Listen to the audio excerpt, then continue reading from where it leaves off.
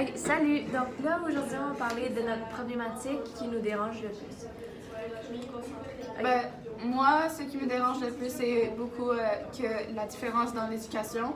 Donc, il y a beaucoup d'écoles où les enfants vont étudier et ils n'ont pas assez de matériel scolaire.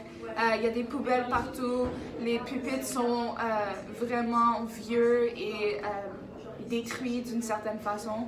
Donc, c'est ça pour moi ce qui me dérange le plus.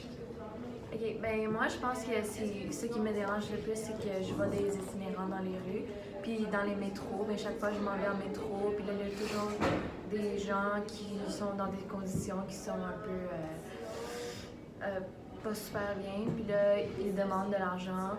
Puis chaque fois que je vois ça, ben genre, mon cœur, il fait mal. Moi aussi, je suis en accord avec Cindy qu'il y a beaucoup d'inégalités entre les riches et les pauvres. Il n'y a pas comme vraiment il y a beaucoup de disparités dans notre pays. Et surtout, tous les itinérants doivent comme souffrir dans cette température, l'hiver très froid. Et nous, on est tous dans des maisons luxurieuses. Moi, c'est un peu un mélange des deux. Je suis en accord avec Victoria parce que c'est aussi un mélange avec les riches et les pauvres. Parce que nous, on n'est pas pauvres, mais on est très aisés. Ouais, dans notre école. Nos besoins. Ouais, c'est ça. On est dans notre école. Tandis qu'il y a d'autres écoles au Québec même qui sont pas très développées. Puis ils doivent mettre des manteaux dans leur cour parce qu'il fait froid, ou il y a de l'eau par terre parce que il y a des Toi qui sont ouais, il y a des dommages.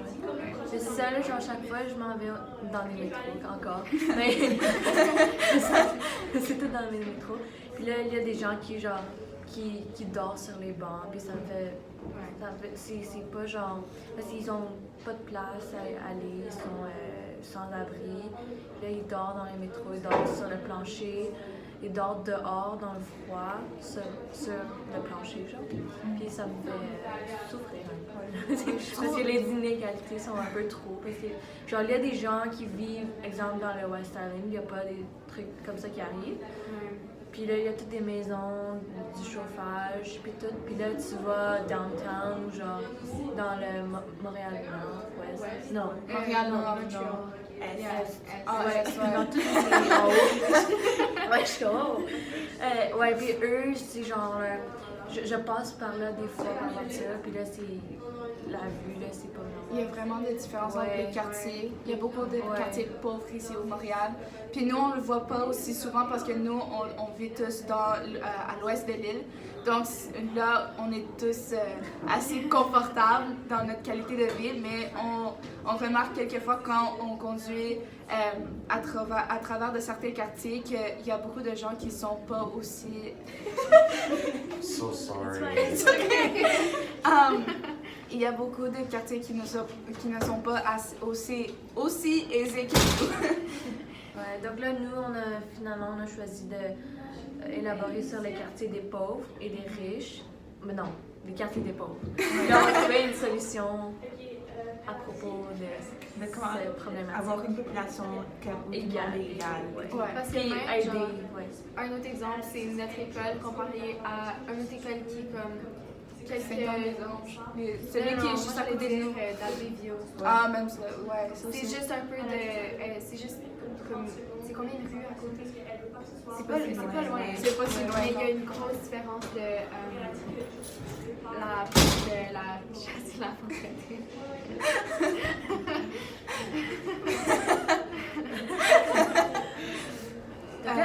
Ouais, ça c'est notre première discussion. Mais aussi, ouais, une solution, ça pourrait être genre trouver c'est trouver une organisation qui aide ces quartiers pauvres-là.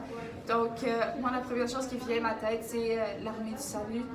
Parce qu'ils ramassent de l'argent pour ces quartiers-là et pour les enfants pauvres et tous ces gens-là.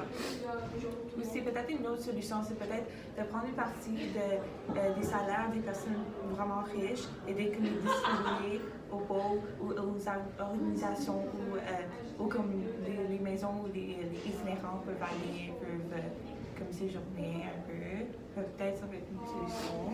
Je sais pas s'il y a d'autres. Une solution aussi, c'est genre les impôts, là. Les pauvres doivent payer moins, puis les riches doivent payer plus. Ouais. Puis, parce que déjà, les pauvres n'ont pas assez d'argent. Donc, ça fait du sens s'ils doivent payer genre un impôt plus bas. Mais je pense qu'ils doivent quand même encore diminuer l'impôt pour que l'égalité soit égale. Je pense que ça devrait être avec, dépendamment de son salaire, il devrait avoir un pourcentage déjà fixe de combien il devrait payer d'impôts. Parce que la différence entre les impôts et le salaire des riches, c'est beaucoup plus, genre, c'est minime. Tandis que les pauvres, ils doivent payer beaucoup plus que ce qu'ils font. Il n'y a pas d'équilibre. Ouais, c'est ça. Genre, la différence est plus grande avec les pauvres que les riches. Merci!